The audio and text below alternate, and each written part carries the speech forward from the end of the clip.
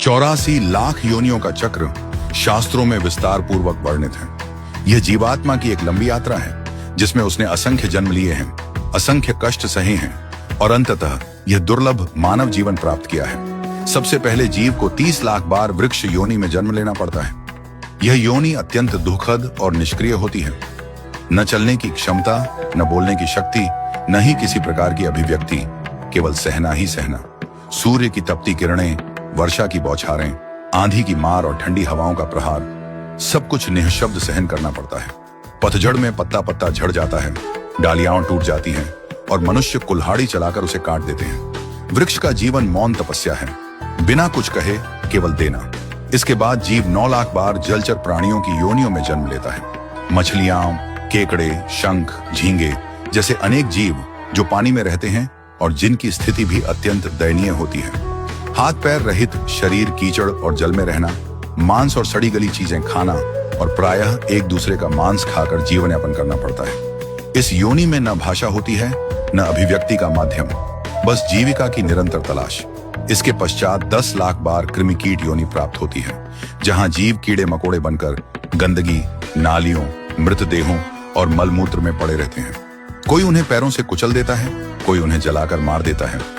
इन योनियों में जीवन क्षणिक, असुरक्षित और अत्यंत तुच्छ होता है। फिर 11 लाख बार पक्षियों की योनि आती है। पक्षी जिनका आश्रय स्वयं पेड़ पौधे ही होते हैं। खाने को जोंक, कीड़े या जो सड़ा गला मिल जाए वही भोजन है। स्वयं भूखे रहकर भी अपने बच्चों को खिलाना, उनकी रक्षा करना और अंत में जब वे उड़ना सीख जाते हैं तो उन्हें पीछे छोड़कर आगे बढ़ते देखना, यह पक्षी जीवन का यथार्थ है।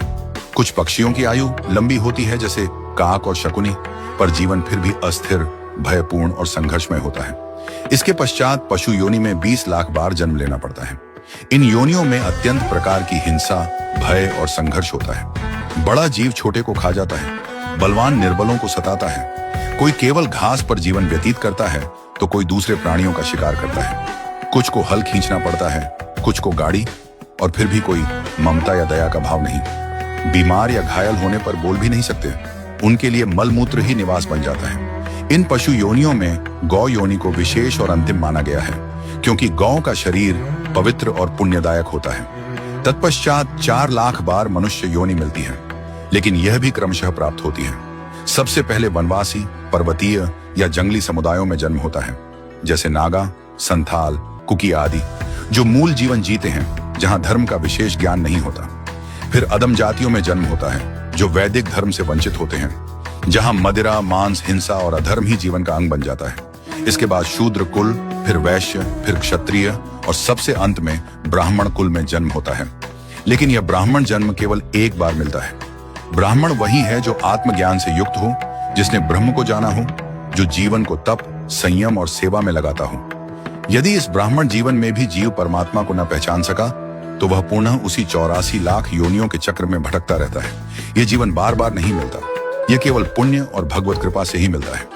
भागवत के अनुसार इस संसार से पार पाने का सबसे सरल और प्रभावी मार्ग है हरि नाम स्मरण, कीर्तन, सत्संग, सेवा और भक्ति। इन उपायों से ही आत्मा शुद्ध होती है और परमात्मा के चरणों में स्थान पाती है। हे मनुष्य, ये जीवन बहुत कठिनाई से अनगिनत योनियों की पीड़ा सहने के बाद मिला है। इसे केवल भोग में मत घमाओ। यह अवसर केवल खाने, सोने, धन कमाने और दिखावे के लिए नहीं है। ये एक परीक्षा है, एक सीढ़ी है, जिससे ऊपर चढ़कर मोक्ष की ओर बढ़ना है। जो इस जीवन में ईश्वर को न पहचान सका वह अगले जन्म में यह अवसर नहीं पाएगा। इसीलिए अपने जीवन को सार्थक बनाओ, प्रभु का नाम लो, सेवा करो, विनम्र रहो, सत्कर्म करो और इस दुर्लभ जन्म को भगवान के चरणों में समर्पित कर दो।